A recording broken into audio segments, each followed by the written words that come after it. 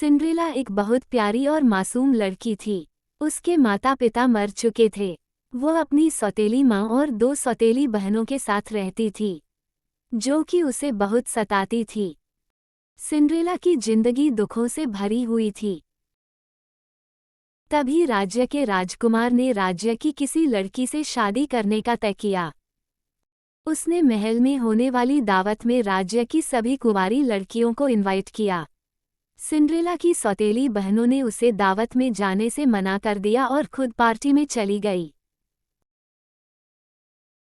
Cinderella बहुत उदास थी। उसके पास तो अच्छे कपड़े भी नहीं थे दावत में जाने के लिए।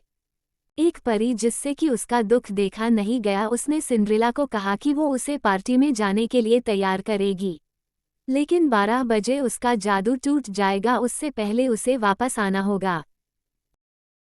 परी अपने जादू से सिंड्रेला को बहुत शानदार पोशाक और बहुत ही सुंदर सैंडल पहनाकर तैयार करके एक बगी में बैठाकर राजमहल दावत में भेज देती है। राजमहल में बड़ी शानदार पार्टी चल रही होती है। राजकुमार वही अलग अलग लड़कियों के साथ डांस कर रहा होता है। उन्हें सिंड्रेला बहुत पसंद आती है। वो उसके साथ बहुत देर तक डांस करते हैं। डांस करते करते सिंड्रेला को समय का ध्यान ही नहीं रहा। 12 बजने ही वाले थे। जादू खत्म होने वाला था। सिंड्रेला वहां से भागी।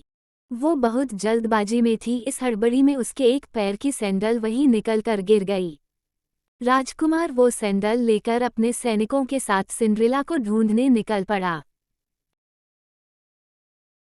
वो सैंडल राज्य की हर कुंवारी लड़की को पहनाई गई, लेकिन किसी के पैर में वो सैंडल फिट ही नहीं हो रही थी।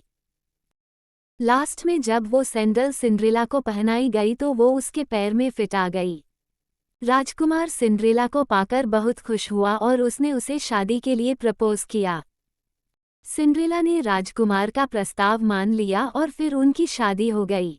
सिंड्रेला राजकुमार के साथ राजमहल में रहने लगी और इसके साथ ही सिंड्रेला की जिंदगी खुशहाल हो गई।